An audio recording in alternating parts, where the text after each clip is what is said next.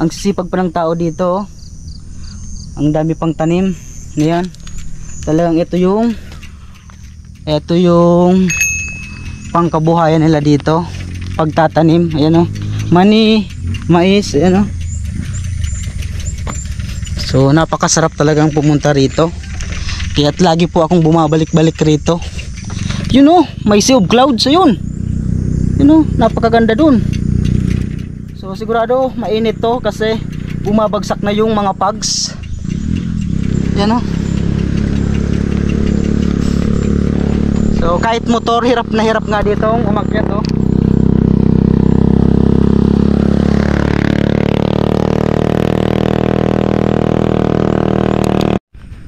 Medyo natatakpan pa yung Mount Mayon.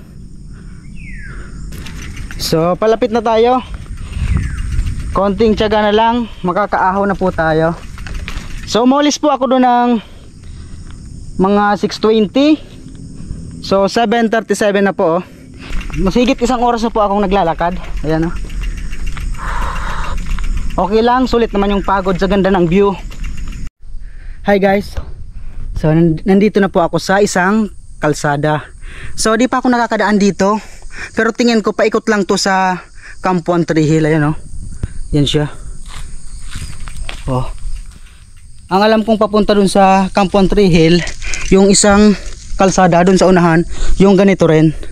So tingin ko paikot lang to. Kaya subukan po nating dumaan dito. Ang ganda.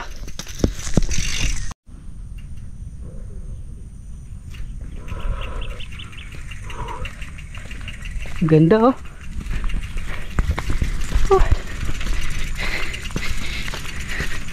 Napakaganda naman dito. So first time ko pong dumaan dito, at doon po ako laging dumadaan sa kabila. Sabi naman ni kuya nung nagtatanggal ng damo sa maisan, tagos lang naman to doon sa kabila.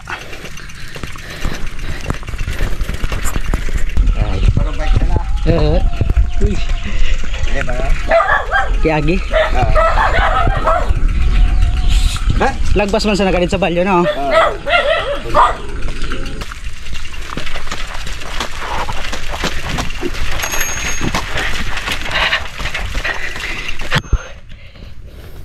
Sakay tayo ng bike para medyo mabilis. Oh, yan oh, napakaganda.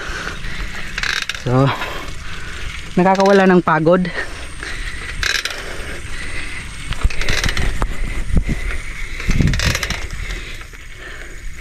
Sobrang sisipag ng mga tao rito. Yan. Tara magabunus ka. Sabay tamang tama bago magura no. Ngane. Turti na.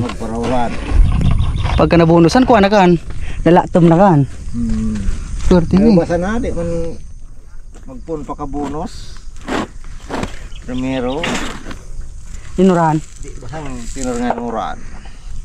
Nawas out ka sa bagay. Iyon sa bagsak sa baba.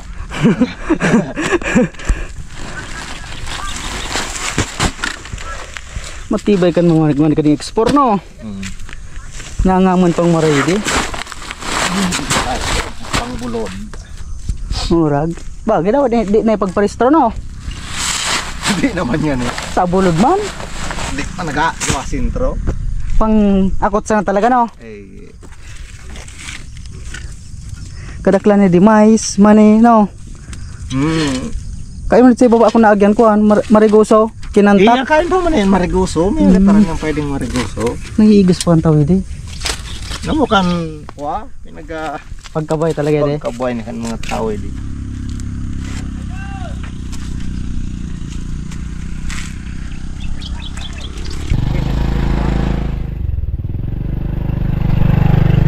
Napakaganda po para sa mga magsasaka rito dahil nga may mga access road na para sa kanila at para sa mga produkto nila. Ayan na. So di na sila mahihirapang maghakot ng mga pananim lalo pag nag-harvest. Ganyan, kung nakita nyo si kuya may dala pang abono. So hindi na po siya nahihirapan sa transportation kasi nga tagus-tagusan na pala yung mga kalsada rito. Yan. So talagang ang pangkabuhayan po rito ay mais, pagtatanim So ayan.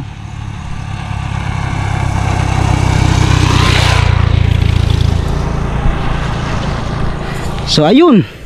Ayun po yung Campuan Tree Hill. So pupunta po tayo doon. Dadaanan muna natin yon. Tapos pupunta muna tayo ng lake. So dun sa Danau. Right. Ito po. Nandito po tayo ngayon sa Campuan Tree Hill. Yan. So medyo na-develop na po siya kumpara nung pagpunta natin dito last time. Pero dadaan muna tayo at pupunta tayo doon sa Danau. Okay, narating na nga natin yung Danau or Ranau. So andito na po tayo. Yan po. So green, kung titingnan po ay green po yung kulay niya. At medyo taas po yung tubig ngayon. Siguro dala ng patuloy na pag-ulan. At ito naman yung kalsada, yung ginagawang kalsada papuntang Sorsogon. Yan po siya. Ito po yung Danau, oh. Yan, oh. Napakaganda, oh.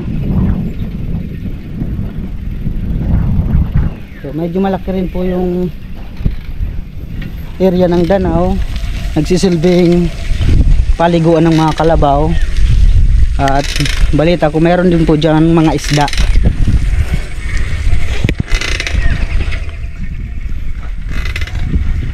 Ang ganda, oh.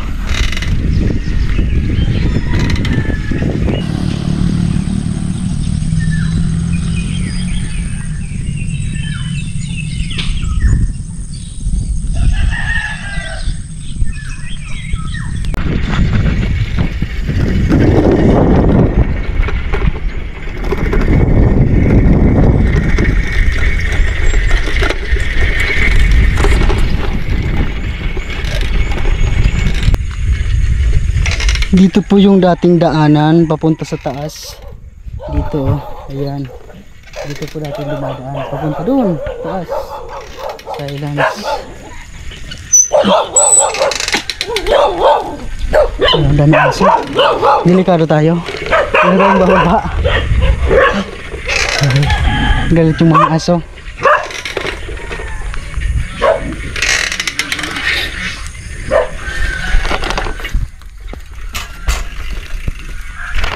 Ganda sana doon umakyat.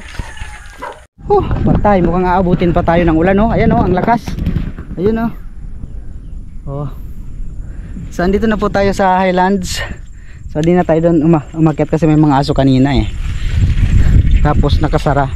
Wala yung tagabantay. Kung nandun sana yung tagabantay, pwede tayong magpaalam kung pwedeng umakyat. Ayun yung dating pasyalan. Ayan, oh. Yung tinatawag na Highlands Obligao.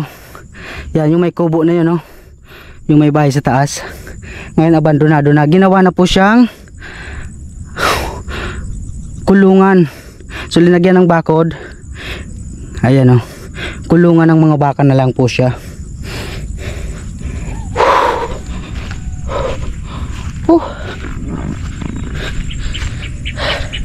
So ang ganda rito. Yan, oh. Ginagawa ng kalsada talaga yung yun, oh. Ayun yung ulan. So hindi natin ngayon makita yung Mount Mayon dahil sa ulan, oh.